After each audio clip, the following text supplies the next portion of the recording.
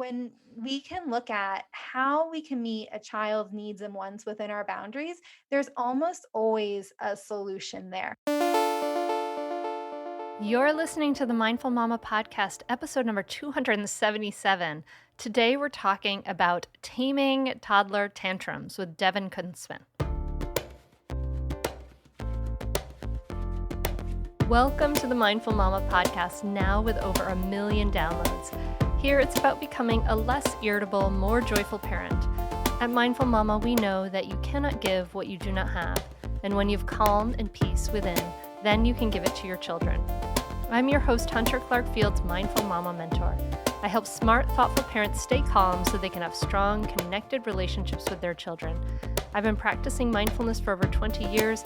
I'm the creator of Mindful Parenting, and I'm the author of Raising Good Humans, a mindful guide to breaking the cycle of reactive parenting and raising kind, confident kids. Welcome back. I hope you are doing well. It is spring here in Delaware, and I'm looking at beautiful flowers in my garden.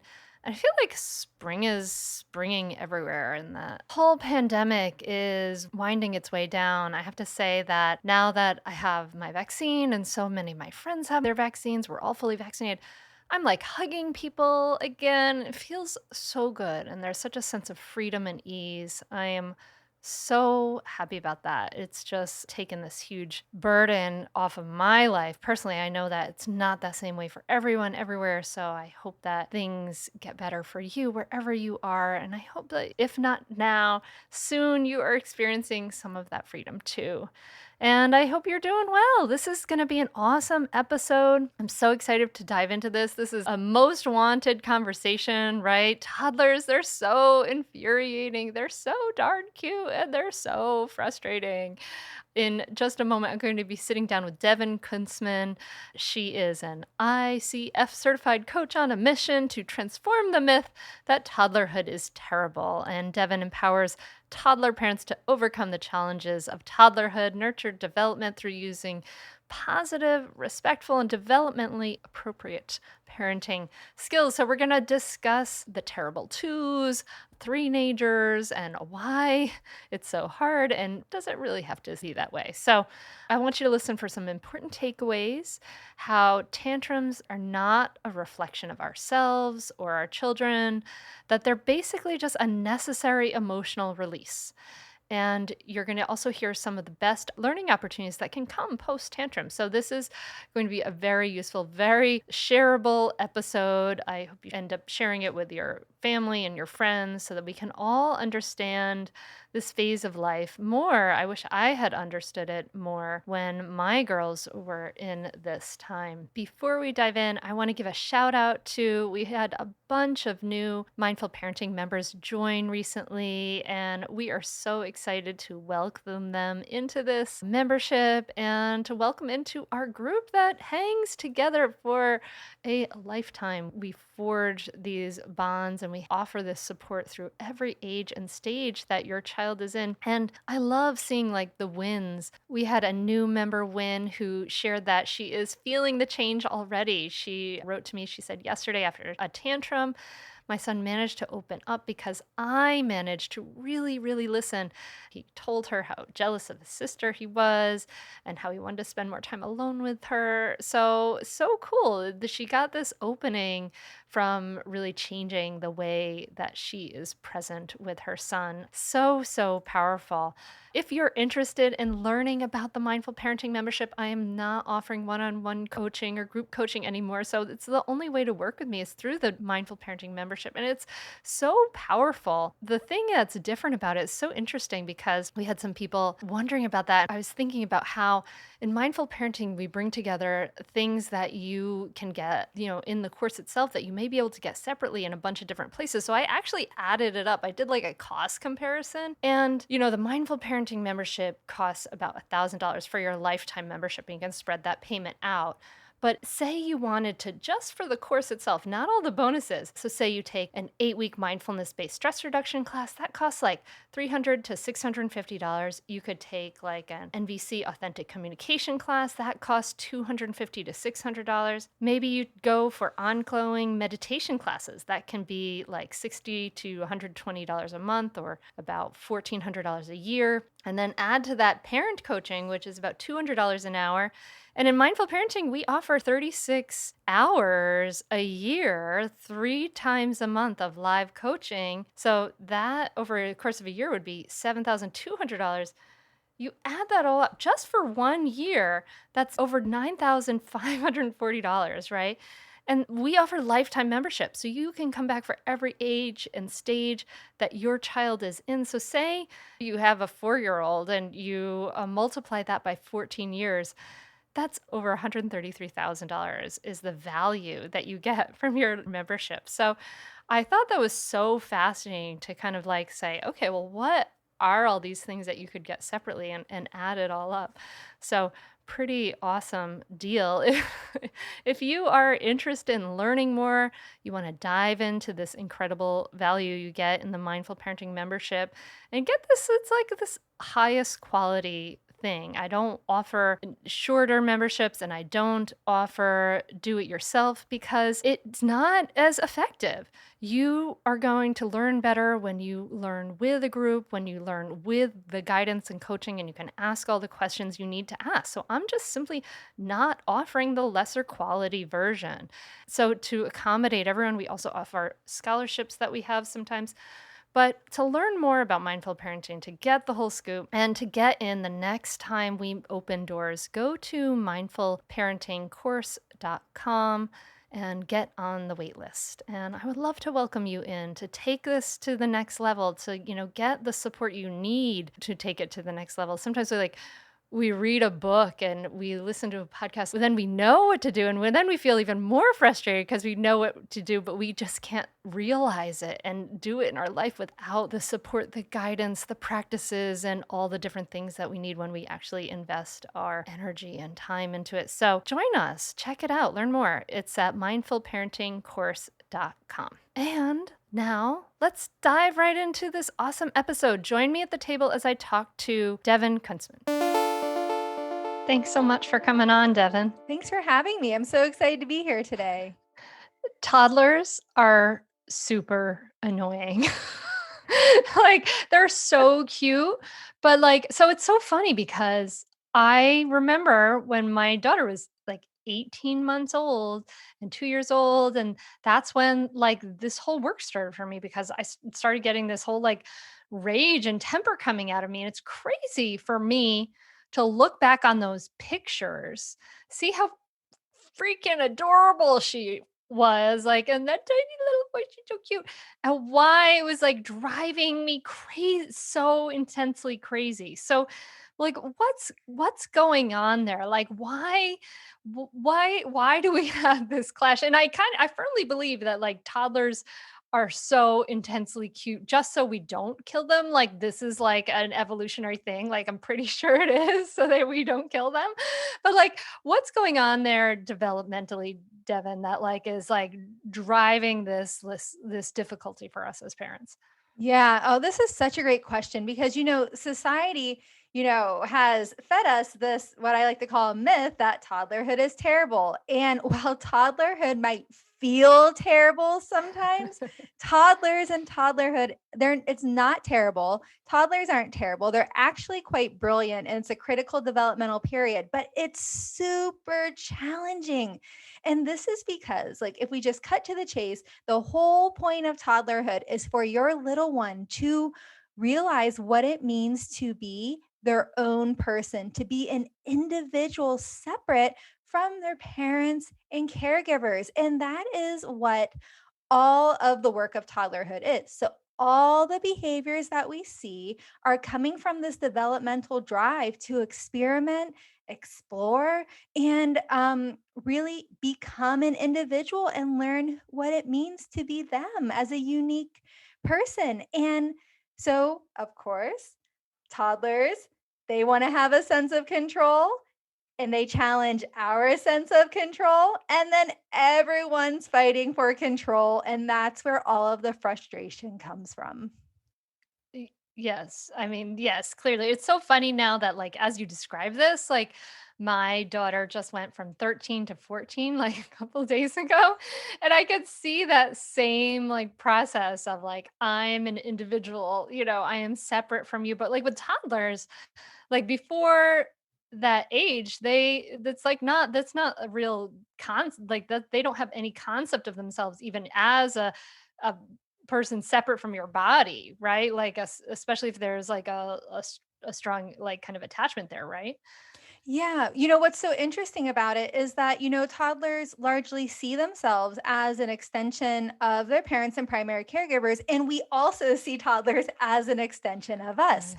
So, whenever this separation, this individuality starts to occur, it can be really jarring and really frustrating because, we don't really expect it. Like we hear like, okay, something's going to happen, but when we start to see like this cute, cuddly little one kind of transform into this, tiny tyrant, we're like, oh my gosh, what's going on here? And we think there must be a problem. How can this be happening? There must be a problem here. But really, it's part of toddlerhood and what's typical during these years.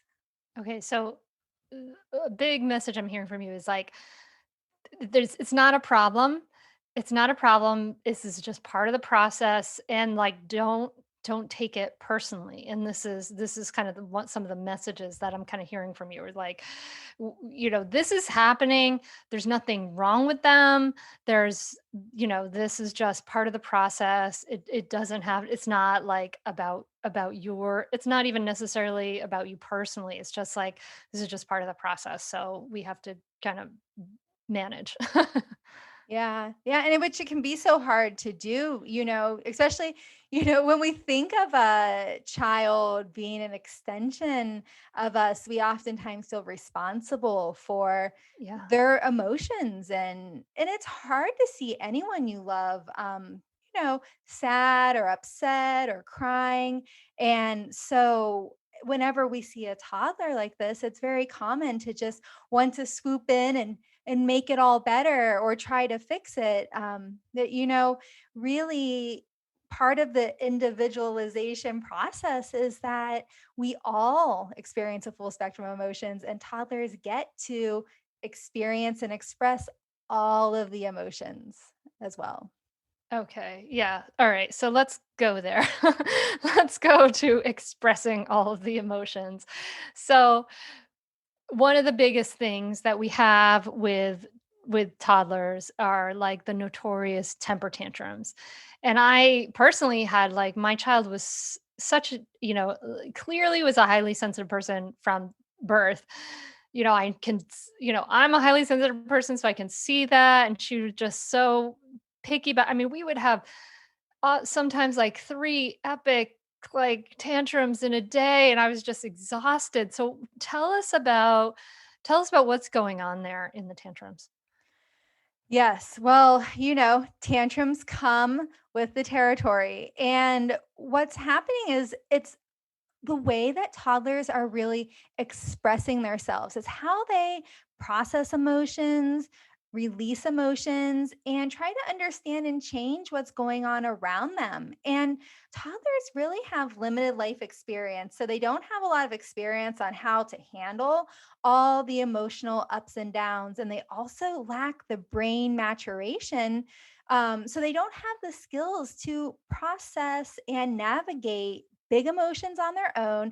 And of course, the big emotions not lead to the dysregulation of the behavior. So if the emotions are going like this, then behavior goes like this. And all this is just mixed up in their developmental drive of being independent. And so we see these tantrums and meltdowns, but I really encourage parents to think of it as an emotional meltdown versus something that's bad or wrong. It's like really an emotional release. And it's a really typical normal, healthy part of development for toddlers to have this emotional release because it actually gives them practice in um, coming back to their equilibrium and starting to have the building blocks of being able to regulate their emotions and then their behavior.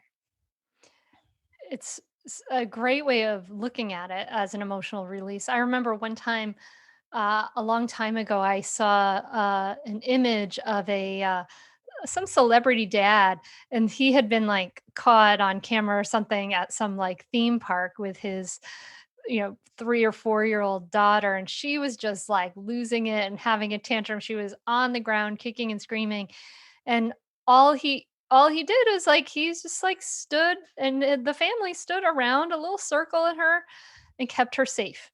And I thought, oh my gosh, like this is such a great example of she them understanding and realizing she's having an emotional release, and there's not much they can do about it at that point, which is what I talk about. So tell, because I know that this question is in the listener's mind, like, yes, but what do I do? What do I do when my child has a tantrum? What do we do when a toddler has a tantrum in the home? And Devon, what do people do when the toddler has a tantrum, like in the cereal aisle? Well, it's not there. The two scenarios aren't that different in general, but it feels different because of all the external pressure that we feel, or the pressure that we put on ourselves that we interpret that's external, but we really put on ourselves whenever it's in public. It's a great question. I want to mention that tantrums really peak between 18 and 36 months. So that's when you're going to see the most tantrums, and then it's going to slowly start to diminish. And the example that you gave was so beautiful because after, kind of changing your lens from, okay, tantrums are a problem to tantrums are a healthy emotional release, the next thing that I say, well, let the tantrum happen and then create safety. Creating safety is so vital, whether you're at home or you're in the cereal aisle, because first of all, we want, of course, a child to be safe. And sometimes tantrums can be physical. We don't want them, to hit their head or, get hurt on a piece of furniture, something like that. So we want to move them the most minimal amount to create safety, to make sure they're safe. But the safety piece is super important for us as the adult, because whenever we can tell ourselves, okay, my child's safe, I'm safe, this is not an emergency, we can start to separate our emotions, all of our emotions that are coming up when we're confronted with our child's feelings and emotions that, make us a little bit uncomfortable. We can start to separate our emotions from our actions. And this is how we start to diffuse our reactions. And by creating that space between our emotions and our actions. So, really letting ourselves know, wait a minute, okay, they're safe, I'm safe. We can take a moment. I can get grounded, and everything's going to be okay. Because in the end, the tantrum, it's an emotional release. So toddlers need us to stay calm and hold space for their emotions. And in terms of what to do in that moment, well, it's really about getting to know your toddler and following their lead. Some toddlers need you to stay closer. They need some more words of reassurance and validation. Other toddlers, depending on how, what part of they're at in their upsetness, if they've reached the peak or not of the upsetness, they need us to move back a little bit. They need us to speak less words of validation and reassurance. And, so it just depends on the moment. But if you're in a store and the pressure just feels too big and it's too much and you're having trouble getting grounded, even though your toddler's safe, it's okay to pick them up, abandon your cart, or push it to the front and say, hey, I'll be back, and go to the car, go to a bench, get some fresh air, change the scenery. And oftentimes it'll help in calming you both. Stay tuned for more Mindful Mama podcast right after this break. We are supported by Nature's Script CBD oils and products. CBD oils have become so popular because they're known to be an effective treatment for all kinds of things. People are using it for depression, anxiety, inflammatory conditions, and chronic pain. And Nature's Script has the industry-leading CBD products, and there's a variety of products, potencies, and flavors.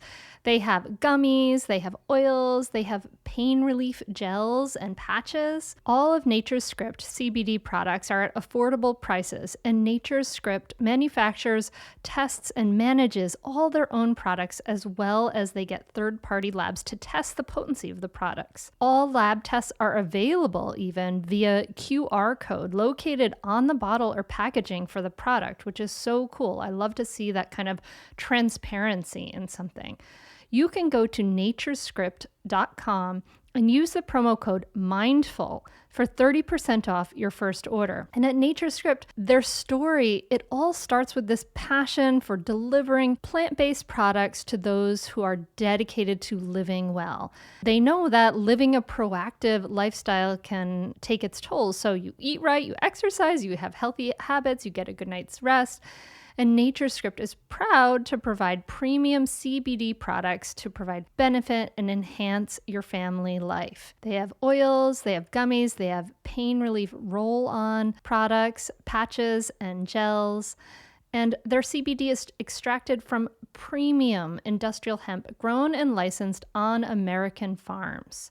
They maintain close control of the products from seed to sale. So it's high quality premium ingredients. It's Nature's Script. And I have to say, their elderberry gummies are really, really yummy. I have enjoyed them. So go to naturescript.com and use the promo code MINDFUL for 30% off your first order. That's naturescript.com. Use the promo code MINDFUL for 30% off your order. And you can find the link to NatureScript right in the show notes wherever you're listening to this on your device. Just click over to your podcast player and you'll find that link. So that's promo code MINDFUL for 30% off your order. There's so many words of wisdom there, Devon, that I really appreciate, and kind of from what I'm, that idea with the thoughts of I'm safe. Those thoughts are so helpful, especially for the nervous system, because the nervous system is like your own nervous system as a parent is, go stressed out and in fight, flight, or freeze stress response, and so is the nervous system of the child, right? Like both nervous systems, are freaking out, and so this to remind ourselves I'm safe, my child is safe, are probably like the most important words that we could say. Like, I'm safe, my child is safe, it's okay. And the idea that you said to pause, like, there's not a lot to do. So we just want to be, we want to be there and be a presence if we're able to, which is amazing. And you mentioned the word diffuse, and I just want to address that because that may have been a little question mark for some people. Like, sometimes what happens is when we have a stress response, we have thoughts of like, oh my gosh, this is terrible, is my child going to be a delinquent, blah blah blah, all the things that happen. And those are thoughts that if we are fused to those thoughts, meaning if we believe those thoughts, we believe them to be true, we fuse with them, we identify them, that's what it means to be fused with them. But if we defuse from them, if we separate from them, then we can start to see, I'm having the thought that this is a terrible situation. I'm having the thought that my child's going to be delinquent. I'm having the thought that, and that can lead us to a path towards regulation through those I'm safe words. Um, Now, one thing I want to check with you on this, Devin, because sometimes it becomes so activating for us, so triggering of our own nervous system, that because what I'm hearing from you is that presence, that ability to be present so our child can then regulate their emotions through us is like the best thing, right? Like that's the best thing we can do. Like that's optimally what we want to do. But sometimes like we can get so activated that What I tell parents is if you're, maybe this is the at home scenario versus the supermarket scenario, but if you're about to like freak out and lose it at your child, it's much better and it's okay to take a break and go take care of those feelings. So tell me what you think about this, Devin. Yeah, well, here's the thing, like in the middle of a tantrum or a meltdown, your child is just getting tossed around in the sea of emotions and it's triggering. And sometimes we can just jump right in the ocean with them instead of like throwing out the lifesaver, right? And it's a completely normal human reaction because, we get triggered sometimes. And it's important. That's why the safety part's so important, because when you can establish safety, you can remind yourself it's not an emergency. So if it's not an emergency and there's nothing to fix, then it actually gives us the space to take a break. So, if you need to step back, if you need to sit down, if you need to go to the window, for me, like going to the window and looking outside, sometimes just throwing it open and getting some fresh air, something that I look for things like that that really help me like interrupt the stress response. And sometimes throwing up in the window, whether it's hot air outside or cold air, is enough to do that for me. But it's so important. And, honestly, when it comes to these tantrums and meltdowns, because there isn't so much to do for a child, most of the work is just internal. And I always invite parents and caregivers to look at it as an opportunity to practice because, hey, it might not look perfect every time, but we're just looking for, moving the needle 1% more towards regulation. Maybe regulating ourselves like 1 minute faster than we did last time or something like that because it's a practice and it takes time. It's not going to look perfect, and it's okay to give yourself permission to take care of your needs even when your child's having a tantrum. Great. Thank you, Devin. I really appreciate that because that's parents lay so much guilt on themselves for not being able to handle a situation well, and or the way they want to. They may hear it say, "Oh, like Hunter and Devin said to like, just there's nothing to fix," but I'm like, and then I'm screaming at my child, and and the truth is like it's you're gonna be human, and so it's much better to just take care of those feelings. I really appreciate that. And then if you can get to that place where you like, I kind of think of like I invite people in mindful parenting, we talk about this, and I invite people to like sit on the floor, like touch the earth, feel that grounding. And if you can sit there and you can practice in that moment, I love that you're calling it practice, then like that's like, yes, like that's a win. That's amazing. Like we're like all like celebrating and doing a dance as people do that, which is so, so awesome. So let's imagine let's kind of like rewind a little bit. And is there a way to stop a tantrum before it starts? Yeah, that's a great question. So here's the thing. A lot of tantrums are, it's really healthy because it's an emotional release. So we don't want to stop kids from having an emotional release. And sometimes we do try to avoid it, right? So we'll try to placate them or we'll try to get in control and shut down the emotions to prevent them from having a tantrum and really preventing us from being faced with and then holding space and being with the discomfort of those feelings and emotions in the space. um, so that is not necessarily the most empowering or healthy way to navigate tantrums in terms of preventing them, because we if we change our lens here and realize that they're normal and they're healthy and they give children practice, and they give us practice. So we don't necessarily want to stop them, but what I can say is that it's so important to track your child's behavior. If your toddler is having some tantrums, make a little tracker, take a look. What time of day is it happening? What's happening beforehand? How long does it last? What do you do? How do they respond? Like, just track some basic information. And after a week or so, take a look at it. You might start to see a pattern. And once you start to understand your child's pattern, like, oh, maybe they're having a tantrum, around 4 p.m. every day. And it's actually like, oh, they're hungry and they can't quite make it to dinner. And so that's what's triggering the tantrum. You might be able to start to notice your toddler's tantrum triggers. And once you start to learn their triggers, then you might be able to prevent the triggers and prevent them from being dysregulated, and by helping them cope. Um, Before it turns into a full on meltdown. So, this can be one way to look at preventing tantrums, but just knowing that oftentimes when a toddler does have a tantrum, it's not even about the thing that that triggered the tantrum. It's really just them releasing all the little bumps in the road, all the little things that happened since they last released their emotions, just coming out and kind of boiling over.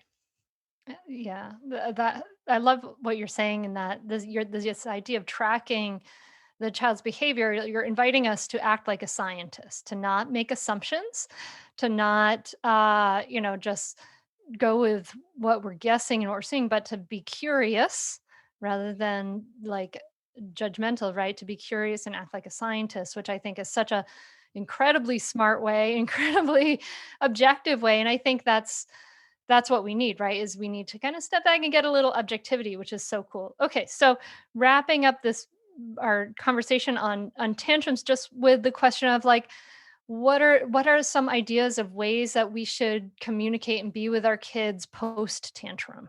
Mm.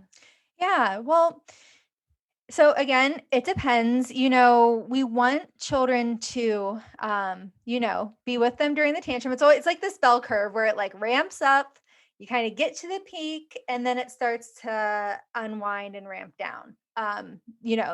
The emotional dysregulation. So for that, when a child gets to where a place where they're more calm, sometimes it's important to have a little chat. A great opportunity is to talk about feelings and emotions. Like, you might just narrate and say, oh, this happened and you felt upset and started crying, like talking about what happened. Or with an older toddler, you might say, like, I wouldn't let you have a cookie. How'd that make you feel? And so you can start getting curious and asking questions when you have an older toddler that's more capable of starting to respond. But, after tantrums is a great moment to talk about emotions. So, to help your child learn social emotional skills, it's a great time to reassure your child of your love. It's a great time if you did lose your patience to repair the relationship. I think repairing the relationship is probably one of the most powerful parenting tools we can learn. Mhm. And as a coach, because I'm also a certified life coach, we talk a lot about taking ownership in coaching. And so, one thing I like to say in the process of making amends, it's not about throwing ourselves under the bus or, beating ourselves up. It's really about taking ownership and validating, accepting our feelings. So something like, I yelled because I was feeling frustrated. Really just taking ownership of what happened and the feelings and emotions. And then there's an opportunity to check in and see how it impacted your little one. There's an opportunity to then apologize and let them know that wasn't your intention. And then my favorite part, which like brings on the learning component, which is, saying, well, what your intention is for next time.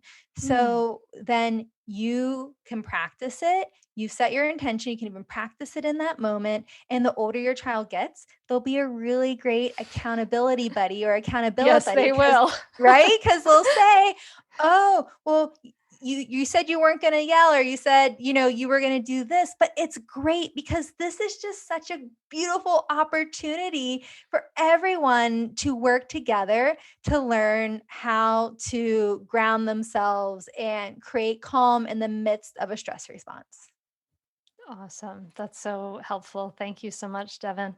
Um, so how can parents foster a more cooperative relationship with the toddler rather than the like, do this, no, like I'm holding two fists together here, like we end up like two fists with each other. How can we instead foster some more cooperation? Yeah, I think this is great, right? Because it's like, here's your agenda, here's toddler's agenda, and like the two fists are going head to head. So, the first thing I always say about power struggles is to stop trying to win. Because if you're looking at it as a competition, someone's got to win, someone's got to be right. The more you push, the more your toddler's going to push back or run the opposite direction. Either way, it's a lose lose situation. So, things that I like to invite parents and caregivers to focus on is really overarchingly focus on the relationship and connection. Prioritize relationship and connection over behavior as long as everyone's safe. I mean, if a child's, hitting another child, we need to step in and create safety first before we go into addressing the feelings, emotions, and needs that the behavior is communicating. But if everyone's safe, it gives us this opportunity to get curious and really look at what's happening below the behavior, because we know that all behavior is communication. And this is another key mindset shift when it comes to the toddler years. Your toddler isn't being bad, rude, manipulative, disrespectful. Your toddler is communicating something through behavior, feeling, emotion, need, want, or desire. And they don't know how to ask for it another way. Even if they have the vocabulary, they doesn't mean that their lack of impulse control they'll be able to access it whenever they're in the middle of a stress response. So focusing on getting curious and addressing those emotions, needs before addressing the behavior and going on to like a teachable moment and teaching skills is really going to create a lot more cooperation. Because when we meet a child where they're at, the child feels us alongside them on their same team versus as an opposing force when we're trying to grasp for control. Hmm. Yeah, I love all of that. That's awesome. But I imagine that the listener is like, I mean, not but, and, you know, yes to all these things. I can imagine the listener saying, "Yes, yes, I want to be alongside my child. I want to see the behavior as like communication.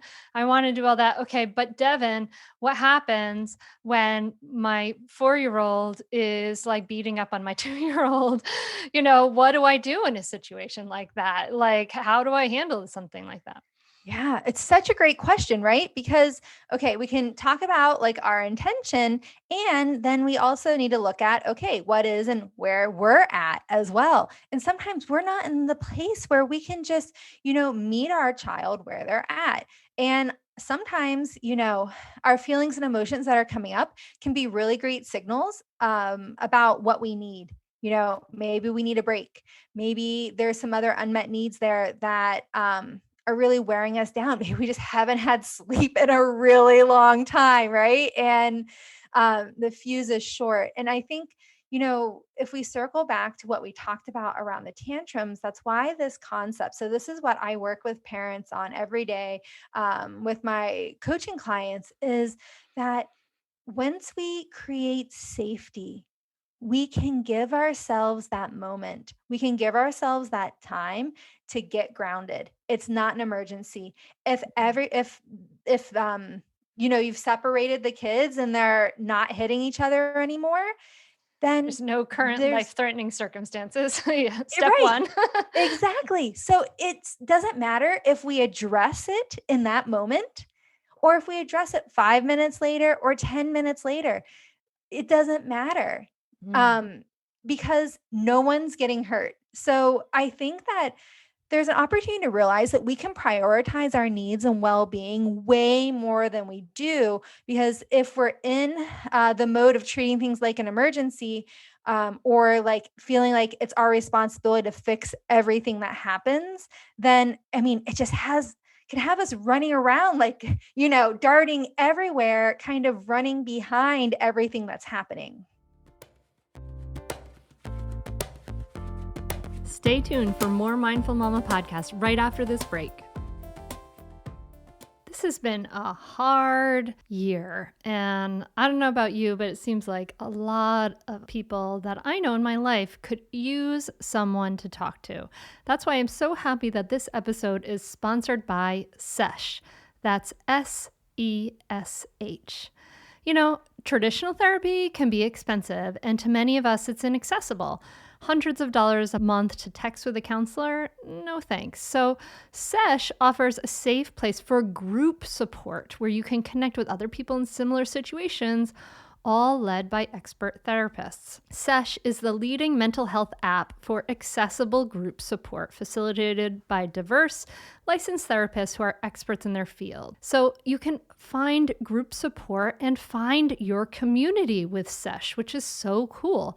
There's sessions for people of all different backgrounds on topics like living with anxiety or depression, building healthy habits, body image, coping with COVID, managing stress, self-esteem, so much more, postpartum, all kinds of things. Each sesh is a 60-minute online group support session led by an experienced therapist with a specific specialty. And each session has a maximum of 14 participants. And it also offers community-specific support for Black, Latinx, LGBTQIA, and the AAPI community, and more. And SESH is great because it's only $60 a month for unlimited group sessions with a licensed therapist. It's recommended by top psychologists, therapists, and mental health experts. And Oprah Magazine named SESH a top virtual mental health resource. It is the most affordable option on the list. So go check out SESH now. Each new user receives a 2-week free trial. So to take the first step, you just go to seshtherapy.com today or download the SESH app in the App Store today. Again, that's seshtherapy.com. SESH is mental health care made easy, and we thank them for sponsoring the podcast.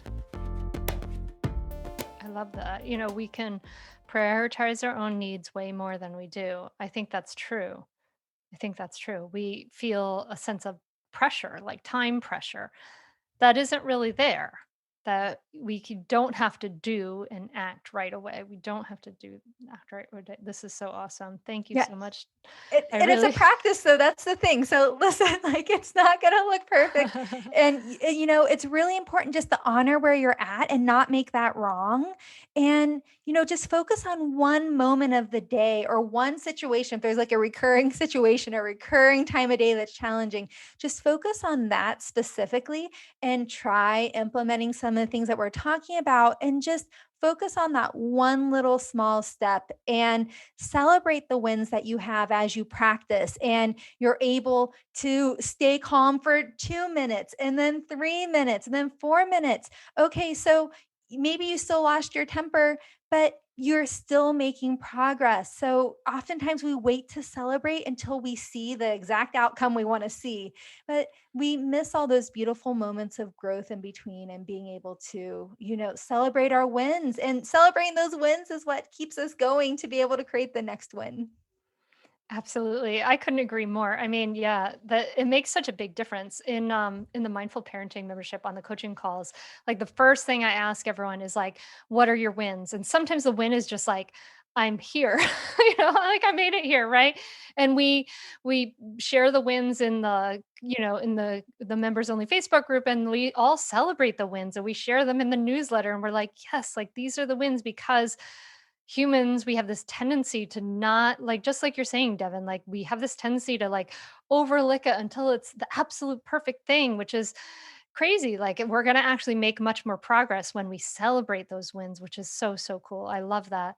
Um, all right, cool. So what are a few of what are like so we don't want to do so much in the tantrums, and we do want to practice like really being present. So, but what are some other more like effective tools for parenting a toddler? What are some things that parents should have, toddlers should have in their toolbox? Yeah. Well, we already talked about changing our lens, shifting what we make a toddler's behavior mean about them and about ourselves as a caregiver or a parent. So that's, I think, one of the most powerful places to start. We've talked about curiosity, how whenever you know, if we don't come in with this binary lens of labeling everything as good or bad, it gives us some space to bring in some curiosity and start to try to understand what toddlers are trying to communicate with their behavior.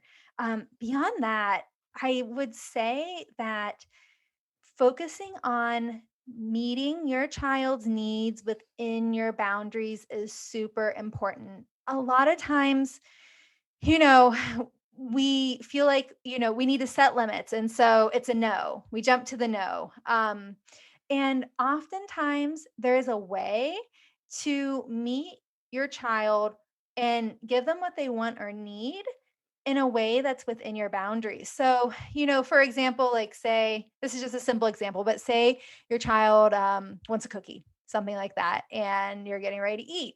You might, instead of saying like, no, we're going to eat, you can't have that, and like meeting them with logic, you could meet them where they're at and say something like, you really want a cookie? Seems like you're getting hungry. We're about to eat dinner. We can have a cookie after dinner. Or you might say, we can have half the cookie now and half the cookie after dinner. So we're turning the no into a how or into a not yet. And Mm. I think this is so important because, when we can look at how we can meet a child's needs and wants within our boundaries, there's almost always a solution there. And still sometimes, there's going to be a hard stop and there's going to be a no. And there's things that, it's very clear like this would cross the boundary, and that's absolutely fine. But a lot of times there's a way to create a win-win inside of setting limits. So I really encourage parents to really look for the how and just how to, yeah, meet their child's needs within your boundaries. I think that's a really big one.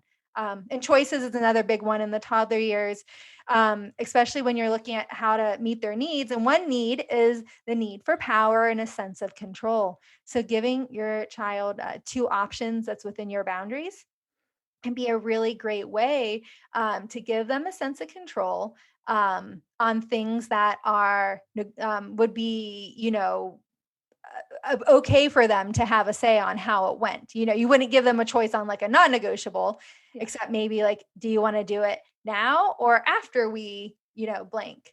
Mm. But yeah, these are a couple of tools that can really go a long way in parenting toddlers, but they all require us to start giving up um, some of our need to control and really be more open to being in charge instead of focused on controlling a toddler's behavior. Because in the end, we can't control another human being. And that's what toddlers are really showing us on a daily basis and confronting us with that notion. That's awesome. Yeah, I mean, there's so much there. I think you could just rewind those fast last 5 minutes and just like ingrain that into our brains. If you're a parent of a toddler, that's so helpful. How or not yet, and it's funny because it's not that different when you're talking about older kids. It's pretty amazing. Just curious. I'm interested to hear your words on this. What do you think of counting to three? For a like in a situation Hmm. when you want a toddler to do something. Yeah. Yeah. So this falls under the category of trying to control. So this is a parenting tool that's used that I would say is not highly effective because in the end, you're trying to ask a toddler for compliance. And in the long run, demanding compliance is maybe will quote unquote work for some children who have more of a mild temper, but it doesn't support the parent-child relationship and the relationship that you really look to build with your child in the long run, built based on connection and trust. And it doesn't give kids space to really learn through experience, which experience is the best teacher, and the natural outcomes or consequences from our choices. It doesn't give them the opportunity to do that. And children need opportunities to learn, to make a decision, to be with the outcome of it, to be able to grow up to be successful, independent people. And, to go into the teen years, like if we're teaching kids to comply with authority figures, then, it can set kids up for, more dangerous situations as they get older, feeling like they don't have a voice or they can't bring their voice. So I always encourage parents to start to shift from being what I call either being in the role of the controlling commander or the role of, on the other end, the permissive pushover, and really focus on coming into the role of the leader and guide, where you're focusing on being in charge and not in control. Stay tuned for more Mindful Mama podcast right after this break. I'd say definitely do it. It's really helpful. It will change your relationship with your kids for the better. It will help you communicate better. And just, I'd say communicate better as a person, as a wife, as a spouse. It's been really a positive influence in our lives. So definitely do it. I'd say definitely do it. It's so worth it. The money really is inconsequential when you get so much benefit from being a better parent to your children and feeling like you're connecting more with them and not feeling like you're yelling all the time or you're like, why isn't things working? I would say definitely do it. It's so worth it. It'll change you. No matter what age someone's child is, it's a great opportunity for personal growth and it's a great investment in someone's family. I'm very thankful I had this. You can continue in your old habits that aren't working, or you can learn some new tools and gain some perspective to shift everything in your parenting. Are you frustrated by parenting? Do you listen to the experts and try all the tips and strategies, but you're just not seeing the results that you want? Or are you lost as to where to start? Does it all seem so overwhelming with too much to learn? Are you yearning for a community of people who get it, who also don't want to threaten and punish to create cooperation? Hi, I'm Hunter Clark-Fields, and if you answered yes to any of these questions, I want you to seriously consider the Mindful Parenting membership. You'll be joining hundreds of members who have discovered the path of mindful parenting and now have confidence and clarity in their parenting. This isn't just another parenting class. This is an opportunity to really discover your unique, lasting relationship, not only with your children, but with yourself. It will translate into lasting, connected relationships, not only with your children, but your partner too. Let me change your life.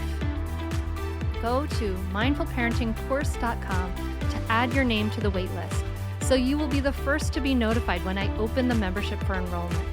I look forward to seeing you on the inside. mindfulparentingcourse.com.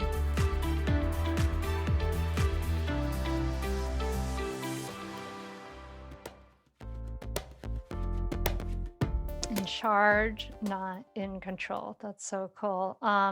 Yeah, I get so annoyed by the 1, 2, 3 thing because it's basically like 1, 2, 3 threaten or 1, 2, 3 punish. And like I don't know like what happens after 1, 2, 3, but that's gotta be what happens after 1, 2, 3 if compliance isn't happening. And I think that and we know that that causes resentment and resistance, especially over the long term if you're playing a long-term game. So it's we have to kind of decide like what is my vision, right? Like, do I want to complete obedience and compliance? Like, sometimes I got to be honest, like, yeah, that's what I want. Like, in a certain moments, like, I just want complete obedience and of compliance. But I know my values are in the long term that I want kids who cooperate with me because they care about me, because we have a strong relationship, who they see my needs and I see their needs. And, and that they can value getting everybody's needs met rather than just the strongest one wins. So it's, I know it's really popular, so I appreciate you speaking to that as a fellow, as a parent, a toddler parenting expert. All right. Well, I think we've covered a lot of the things on the in toddlers. I'm sure there's so much more to talk about with toddlers. Devin? Is there anything that we miss that you think it's important to bring up in the space of this conversation about giving people an overview a little bit on some of these difficult moments with toddlers? Yeah, I think one thing that I want to say is that all toddlers are driven to experiment and explore. And beyond that, honestly, all toddlers, they just want to be seen, heard, and know that they're unconditionally loved and accepted for who they are at their core, not their behavior on the outside, just like all of us, right? Just like how us as adults. And, toddlers want this too. And sometimes we can lose perspective whenever we're just feeling so triggered and so frustrated and just like we can't stand another minute of what's going on. And so I just invite you to really write that down and hang it up somewhere in your house just to remind you that, your toddler's job is to experiment and explore. And that means experimenting and exploring with limits and touching everything and moving everywhere. It's part of what they're supposed to be doing, and they just wanna be seen, heard, and unconditionally loved and accepted. So beautiful. Yes. And let's see them. Let's hear them. Let's be curious about who they are because they're changing so rapidly. And to do that, we have to be truly present, right? We can't be always in the future or worried about the past or thinking about Bridgerton or whatever it is, right? Like we need to be, at least maybe 30% of the time, be really, really present, really curious, open-eyed, grounded and present. And that's the best gift we can give our kids. Yeah, and if you're having trouble getting to that point, it's okay, and it doesn't mean you're a bad parent or, failing. It might just mean you need a little bit more support, Mhm. and it's okay to ask for support from your parenting partner, from your community, from a coach. Like, it's okay to ask for support, even from a therapist if you're struggling emotionally. I know the pandemic has just been so hard on parents, especially moms. And it's okay to ask for support. And I think that we forget that. I mean, even so, I forget this. I support people all day, and sometimes I forget, like, oh, I need a little bit of support too. Yeah, we think we kind of like do it all on our own. Like the DIY approach to parenting is not, it really does take a village. It's true. And part of that village is that, like, when you're in a vacuum on your own in a house with like a small human being, like for 24 hours a day, like that's crazy making. Like you need to, it's so much better to go through it with the support of a community. And if you're learning something new, you just go further, faster, deeper when you get guidance and support. Yeah, absolutely. Devin, you're awesome. I love everything you say and how beautifully and practically and down to earth you say it. Where can people find out more about you and what you're doing?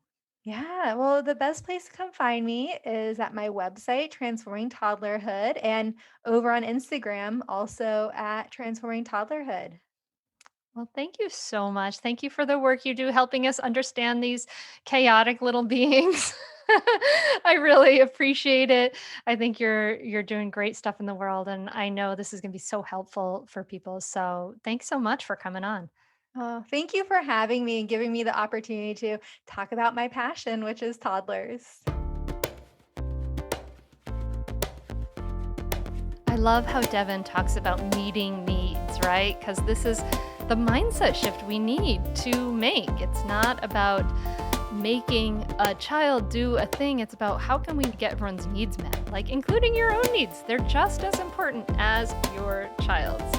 So I hope that you have enjoyed this episode, that you have found it valuable. You can watch little clips from this on YouTube at the Mindful Mama Mentor YouTube channel. And I hope, you share it. This is one that is so helpful and valuable. You want to share with those moms groups, parent groups, family and friends, so your family can understand what is happening with a tantrum, how it's not something to be punishing. It's just something to understand. And the real work there is to take care of our own feelings. I hope that this has been valuable for you.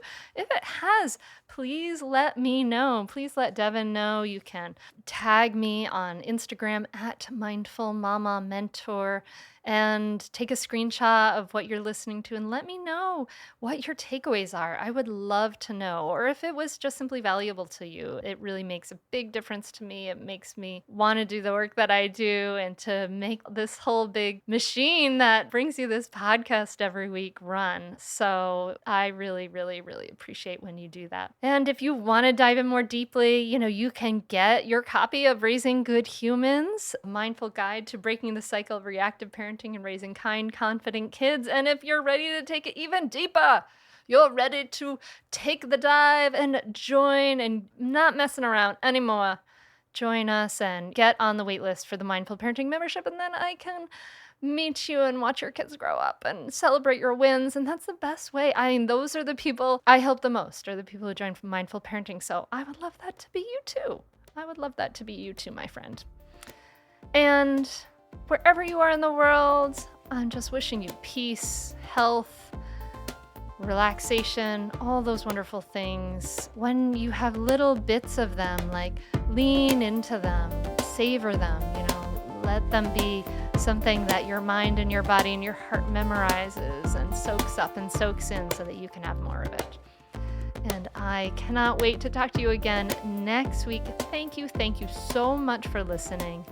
Namaste. Thanks for listening. Bye.